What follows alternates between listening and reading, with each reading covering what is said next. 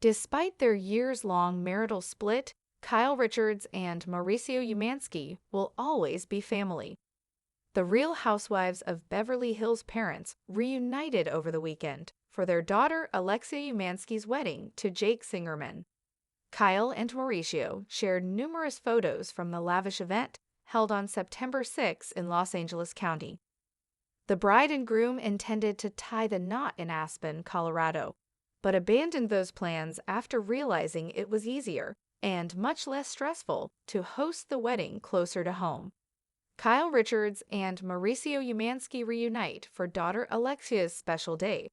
Pictures shared on Instagram showed Kyle and Mauricio walking Alexia down the aisle as friends and family looked on. The outdoor ceremony featured a midnight garden theme, complete with lush flower arrangements and candles. Kyle's mother of the bride look was right in line with the wedding vibes as she stepped out in a strapless Monique Lhuillier dress covered with purple sequins and flower appliques. Mauricio also looked quite dapper in a classic black tuxedo by Avery Soho. The estranged husband and wife were also photographed during a pre-wedding Shabbat alongside their relatives, including their other daughters, Farrah Brittany, Sophia Umansky, and Portia Umansky. Kyle Richards says Alexia Umansky's wedding to Jake Singerman felt natural. Kyle touched on Alexia's wedding during her September 2 Amazon live stream, when a viewer asked if she was in disbelief over her daughter's new chapter. "I guess not. I mean, a part of me, yes, because a part of me is like, she's just a baby," Kyle replied.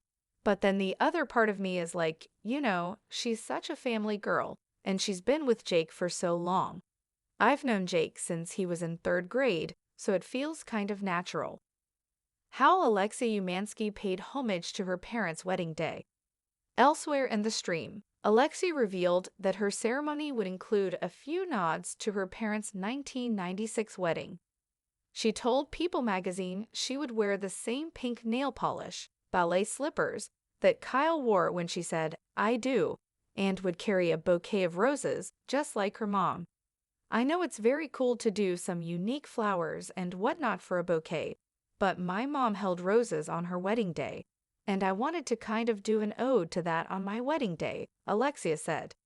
"Using roses is not revolutionary by any means, but I wanted to feel like I am carrying on something, whether it's big or small." Kyle Richards and Mauricio Umansky reflect on Alexia Umansky's new chapter. After the ceremony, held in Topanga Canyon, the family dove right into the reception, which included speeches, Hot Chess Los Angeles catering, McDonald's bites, a wedding cake by Joni and Lee's Cakes, and, of course, a lot of dancing.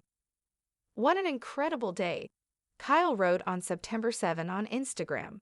"My baby is married. Congratulations, Alexia and Jake."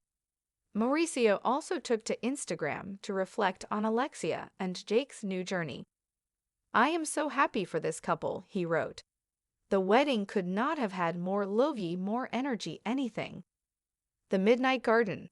The hills of Topanga Canyon shimmered with a strange kind of twilight, neither day nor night, but a suspended breath of something in between. The air smelled of roses and rain, though no cloud had touched the sky in weeks. On the edge of a wildflower meadow, hidden behind wrought iron gates and silken drapes, a wedding was about to begin. It wasn't just any wedding. It was the kind that stitched together time, memory, and 1,000 unspoken things. The bride, Alexia, adjusted the silk sash of her dress for the 10th time, her fingers trembling not from nerves, but from the weight of everything she was carrying, her dreams, her mother's hopes, her father's silent blessings, and the faint echoes of a life that once was whole. In another room, Kyle Richards stood in front of an antique mirror, brushing a curl from her temple. Her gown shimmered in lilac twilight tones, embroidered with thousands of tiny sequined petals that looked like they had been plucked from some celestial garden. She had worn this expression before, quietly joyful, inwardly cautious. She was the mother of the bride, yes, but she was also the keeper of stories too heavy for a wedding speech. Behind her, Mauricio Umansky adjusted the cufflinks of his tuxedo. He looked at her through the mirror. "You still fix your hair like that," he said with a soft smile. Kyle didn't turn around. "And you still wear the same cologne." They hadn't shared a home in nearly a year, but the moment didn't feel foreign. It felt like a hallway between the past and the present, filled with familiar portraits and half-closed doors. A wedding among ghosts. The ceremony took place under a canopy of midnight blue flowers and low-hanging wisteria. Hundreds of tiny candles floated in glass orbs above the guests' heads, as if stars had descended to give their blessing. Alexia walked between her parents, their arms intertwined in a pose that seemed borrowed from decades ago. Guests watched with soft eyes, unsure if they were witnessing a wedding or a silent reunion, a beginning or an echo. As she reached the altar, Alexia whispered, "Thank you," to both of them. "For what?" Kyle asked, barely able to keep the tears from trembling down her cheek. "For showing me that love doesn't end. It just changes rooms." Mauricio's hand tightened around hers for the briefest second. The Vowkeeper's garden. After the ceremony, guests mingled in the candlelit reception beneath the oaks, where vines had been trained to spell the word forever in cursive. Laughter rang through the canyon, along with clinking glasses and the soft hum of violins. A vintage phonograph played a slow rendition of "Can't Help Falling in Love," the same song Kyle and Mauricio had danced to at their wedding in 1996. As Alexia and Jake twirled on the dance floor, a figure appeared at the garden's edge, an old woman, hunched, wrapped in a violet shawl covered in sequins. She wasn't on the guest list. No one knew who had invited her, but she carried with her a bouquet of black roses and lavender sprigs, and wherever she stepped, petals bloomed in her wake. She approached Kyle, who stared at her with polite confusion. "Who are you?" "I'm the Vowkeeper," the woman said in a voice like dry leaves. "I tend to promises made in this garden, especially the ones people think they've forgotten." Kyle blinked. "I'm sorry, I think you may be. I was there when you said I do. I was there when you said I can't. And I'm here because something was left undone." Mauricio, overhearing the conversation, stepped closer. "Are you with the florist?" The old woman chuckled. "No, darling. I'm with the past, and it's time you both remembered."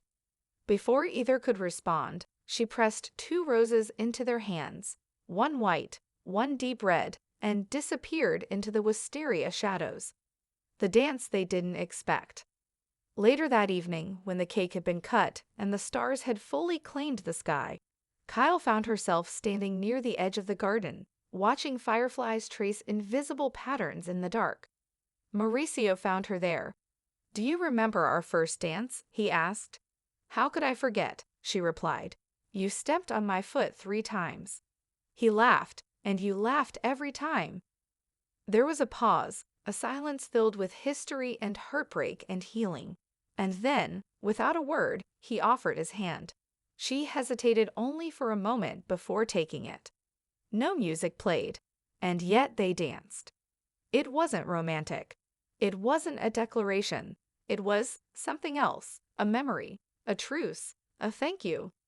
They moved slowly, swaying to the invisible rhythm of all the years they had shared, all the walls they had built, and all the love that had managed, despite everything, to remain. From a distance, Alexia watched them with tears in her eyes. "They're dancing," she whispered to Jake. "Yeah," he said, wrapping an arm around her, maybe not with each other, but with the life they once had. Midnight roses. Before the night ended, Kyle placed her rose into the bouquet Alexia had carried, now resting on a velvet-covered table beneath the arbor. Mauricio did the same, placing his beside hers. As the clock struck midnight, the bouquet shimmered, just briefly, and then settled again. The roses, side by side, didn't mean reconciliation. They weren't about getting back together or rewriting the past. They were about honoring it, about love that morphs into friendship, about partnership that lives beyond separation, about parenting that survives even when marriage does not. Epilogue. The garden remembers.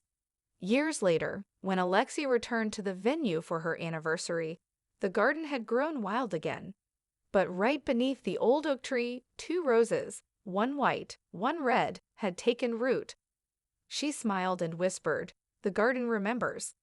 And somewhere deep in the canyon, the vow keeper nodded, counting yet another promise honored.